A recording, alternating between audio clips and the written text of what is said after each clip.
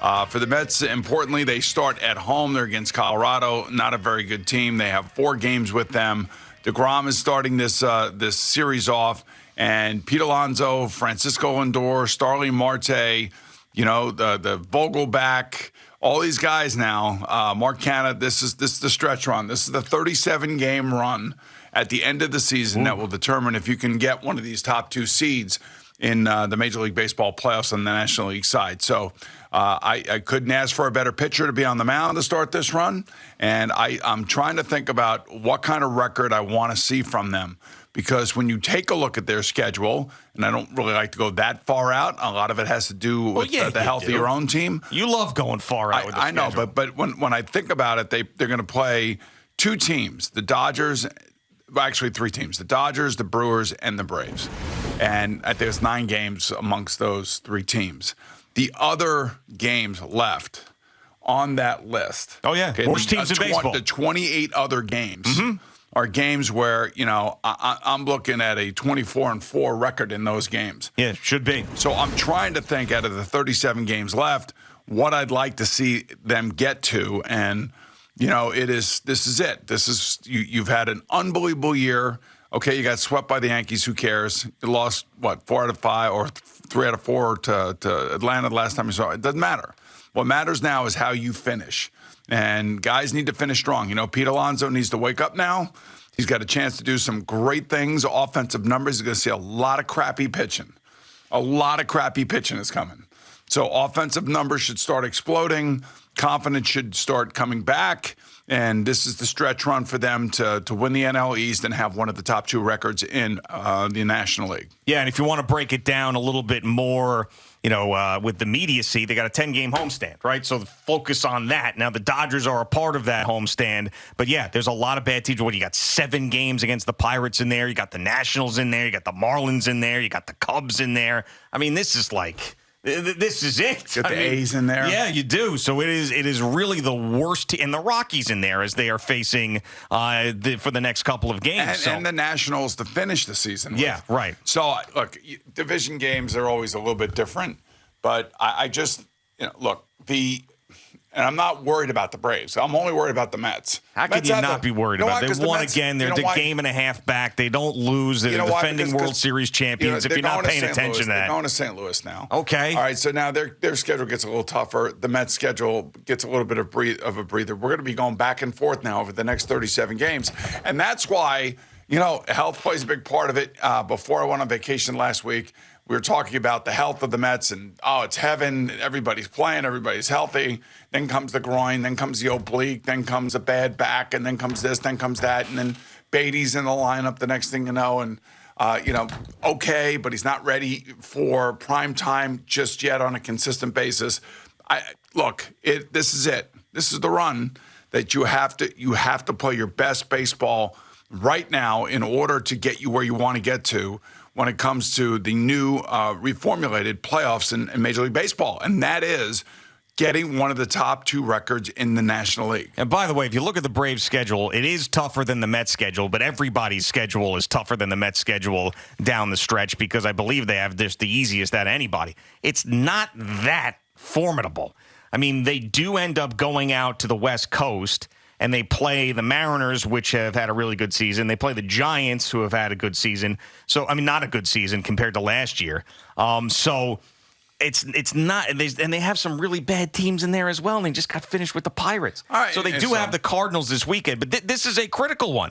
I mean, if you can sweep the 4 games against the Colorado Rockies, which is something that is really attainable, and the Braves lose 2 out of 3 to the Cardinals on the road over the weekend, then you have something. Then you get a little bit more breathing room. But obviously a game and a half, when you had it back up to 7 in the loss column, now it's whittled back down to a game and a half. I mean, it's too close for comfort. I mean, we used to talk about when they were up 10.5 games, how getting it below 5 was too close to comfort. But we also knew that when we looked at the schedules and we matched it up and we knew that, the Braves are going to be looking, for a little bit of revenge of what happened 2 weeks ago. Sure. And that's exactly what happened, and then they rebounded against Philly, and then unfortunately they split with the Yankees by getting swept, and now comes, like I said, now legitimately is the stretch run. This is it. Yep. You know, and you have 37 games left, and it looks like your pitching staff is relatively healthy.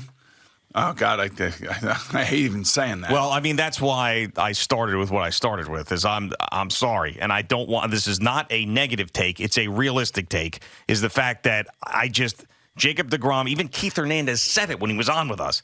He looked uncomfortable in his last start, and then they pushed him back a couple of days.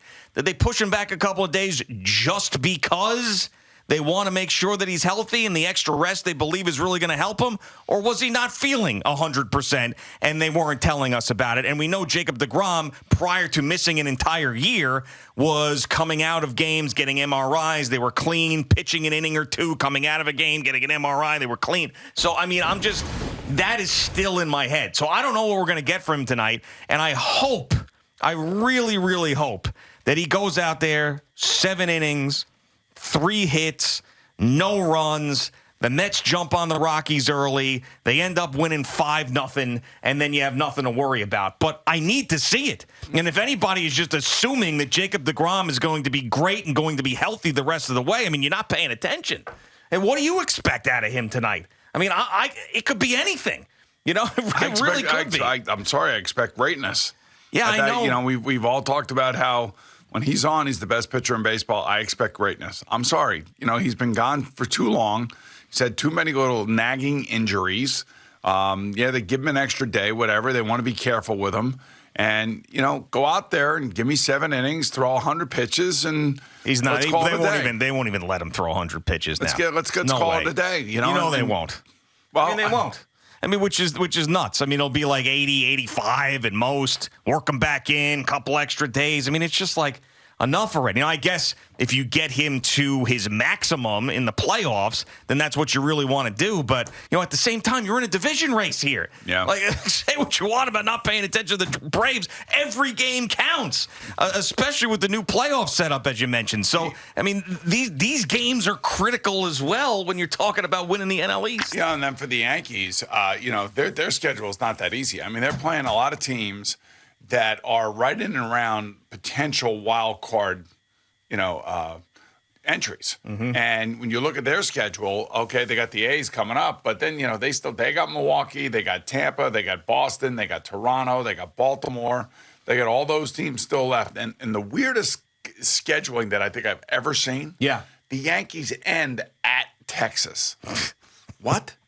You can't stand the Texas Rangers. I mean, it's not that you're always like, what are the Rangers? What are they? Who are they? Yeah, I know. Them and the Angels spend so much money and never get anything in return. No, you're right. It's unbelievable. Yeah, I mean, the Rangers did have a couple of good years where they won the AL back-to-back not that long ago, and the Angels have the one World Series championship. But for the most part, you're right. They're swinging and missing on free agents. They've got a high payroll. They never have any pitching. That's really been the big story with those two teams. But, yeah, they finish at Texas. Kind of weird how the last 4 games are in Texas. Well, usually they try to set up like at least some sort of division matchup at the end of the season. Well, they do play Boston, Toronto, and Baltimore before they go to Texas. Okay. So they're right there. But, they have Milwaukee. They got Boston, 5 or 6 more times. They got Baltimore. They got Tampa Bay 6 more times, it looks like. The Twins are hanging around. I mean, it's not like they have that's a tougher schedule than the Mets. Sure, it is, but I think everybody's got a tougher schedule than the Mets. And with the Yankees, I mean, I'll take your Mets opinion and apply it to the Yankees because they've got such a large lead in the division still. It's really about them figuring it out. I mean, they're not paying attention to anybody else at this point. It's not really close. You don't need to scoreboard watch like you are with the Atlanta Braves with anybody in the AL East. So it's really about them getting back to what they were. And they get a guy who is critical to their lineup back tonight in Oakland, and Giancarlo Stanton, and maybe he hits the ground running, but generally that's not has been his MO. I feel like it takes him a couple games to get back into. I kind of feel like he's getting ready for a 2 for 22 stretch. Yeah, right before he finally gets going again. Was whiffing on those sliders on the outside corner, down and away. But they do get him back, so they're going to get a little bit more healthy. And if you go back to when he got hurt, it sort of coincided with Judge's struggles, which then coincided with the Yankees losing. losing. So that's a big positive for them getting him back.